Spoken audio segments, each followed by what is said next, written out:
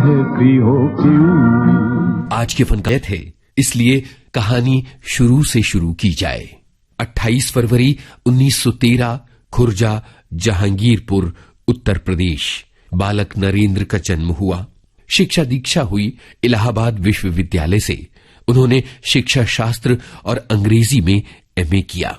लिखने पढ़ने का शौक था। घर पर भी सांस्कृतिक माहौल था। सन 1931 में पहली कविता चांद पत्रिका में छपी।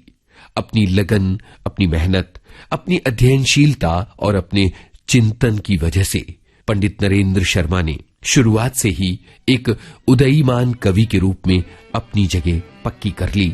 सन 1933 में पहली कहानी छपी। प्रयाग से आंदोलन में भी हिस्सा लिया। इस दौरान वो 2 वर्ष तक नजरबंद हुए।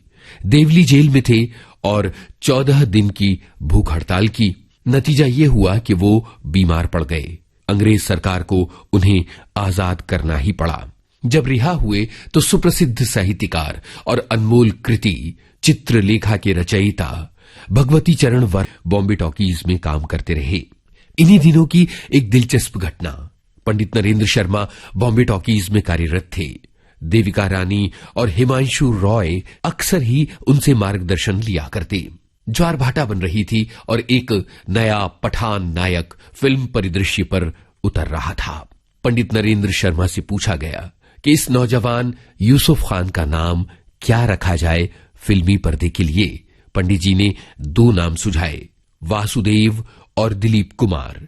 वासुदेव नाम दिलीप कुमार को पसंद नहीं आया, यानी यूसुफ खान को पसंद नहीं आया, और उन्होंने दिलीप कुमार नाम चुना। हाले में पंडित नरेंद्र शर्मा के बोले अनगिनत शब्द रिकॉर्डेड हैं और हम अपने संग्रहालय से निकाल कर लाए हैं उनकी आवाज आपके लिए। मानस भवन में आर्यजन जिसकी उतारे आरती, भगवान भारत वर्ष में गूंजे हमारी भारती। इसका प्रसारण आरंभ हुआ।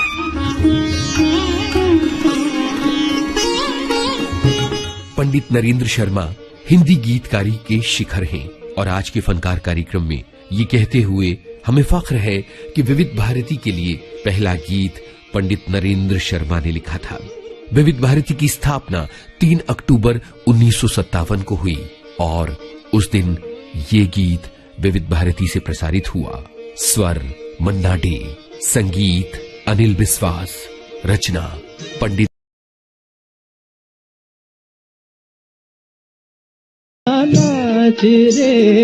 नाच रे मयूरा कितनी अद्भुत रचना है। इसकी कुछ पंक्तियां मैं आपको पढ़कर सुना रहा हूं। गूंजे दिशि दिशि मृदंग, प्रतिपल नव राग रंग, रिमझिम के सरगम पर छिड़े तानपूरा, नाच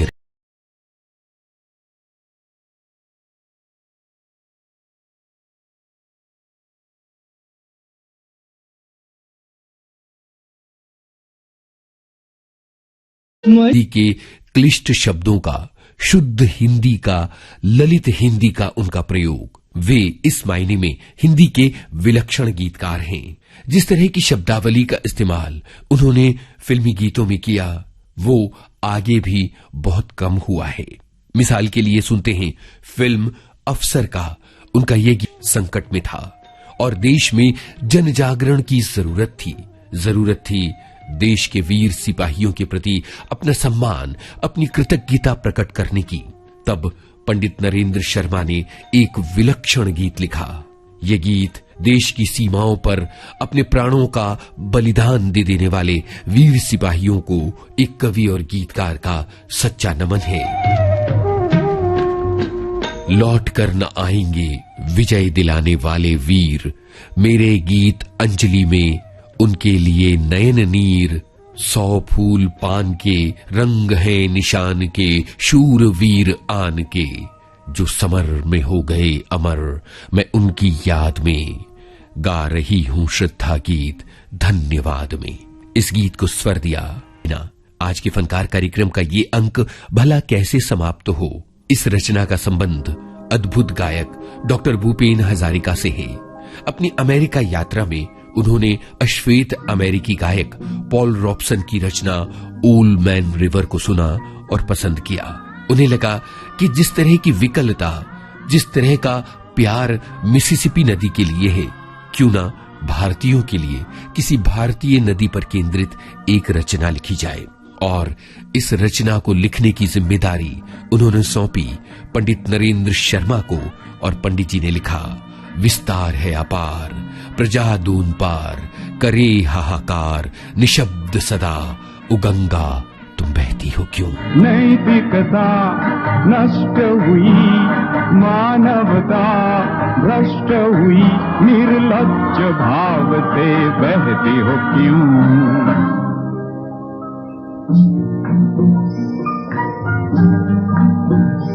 विस्तार है अपार, प्रजा दोनों पार, करे हाहाकार, निशब्द सदा, ओ गंगा तुम, ओ गंगा बहती हो क्यों। पंडित नरेंद्र शर्मा ने लता मंगेशकर और पंडित भीमसेन जोशी की भी उनकी अद्भुत सक्रियता रही। उनकी कुछ प्रमुख कृतियां हैं प्रवासी के गीत, मिट्टी और फूल, प्यासा निर्झर और मुट्ठी बंद रहस्य। 11 फरवरी सन 1989 को हृदय गति रुक जाने से पंडित नरेंद्र शर्मा का निधन हो गया। उनका ये गीत याद आता है कि आज के बिछड़े न जाने कब मिलेंगे, आज से दो प्रेमी योगी अब वियोगी ही रहेंगे, आज के बिछड़े अब न जाने कब मिलेंगे, आएगा मधुमास फिर, आएगी श्यामल घटा घिर, आंख भर कर देख लो मैं ना आऊंगा कभी फिर, प्राण तन से बिछुड़कर कैसे रहेंगे, आज के बिछड़े न जाने। मदन आकांक्षा सिंह, प्रस्तुति रमेश।